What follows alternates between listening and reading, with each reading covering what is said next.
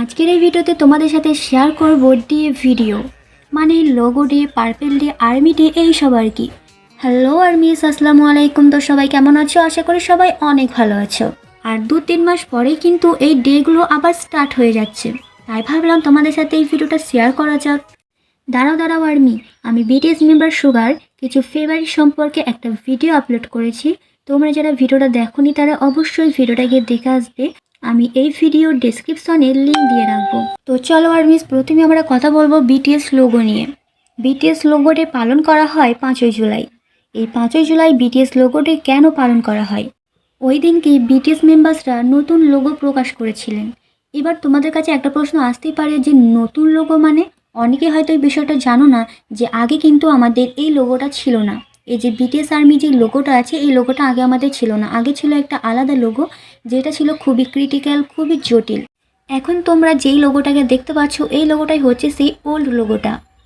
আর যেই কারণে বিটিএস মেম্বার্সরা এই লোগোটাকে বাদ দিয়ে এখনকার যে লোগোটা আছে সেই লোগোটাই প্রকাশ করেন।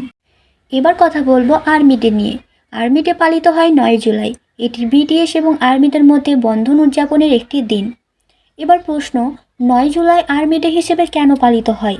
2013 সালে জুলাই মাসের 9 তারিখে বিটিএস মেম্বার্সরা তাদের ভক্তদের জন্য আর্মি নামটি ঘোষণা করেছিলেন। আর্মি নামটি সুন্দর প্রতিনিধি M.C ফর ইয়তের সংক্ষিপ্ত রূপ। এবার দেখো, আমরা আর্মিরা তো ঠিকই আর্মি ডে পালন করি, হয় কেক কেটে, নাহলে একে অপরকে হ্যাপি আর্মি ডে বলে। কিন্তু বিটিএস মেম্বার্সরা কিভাবে এই আর্মি ডেটাকে উদযাপন করে? তারা মূলত এই আর্মি ডে উদযাপনের জন্য ভিডিও এবং ছবি প্রকাশ করে, কিংবা আর্মিদেরকে চিঠি লিখে এই আর্মি ডেটা পালন করে। এবার কথা বলবো পার্পেল ডে নিয়ে। পার্পেল ডে পালিত হয় 13ই নভেম্বর। এটি বিটিএস এবং আর্মিদের উদযাপন করার একটি দিন। এই দিনটি কেন পালন করা হয়?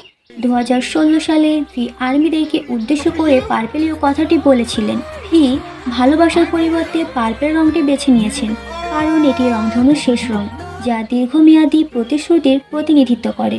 আর পার্পেলীয় কথাটির অর্থ হলো, আমি তোমাকে দীর্ঘকাল ধরে ভালোবাসবো এবং বিশ্বাস করব।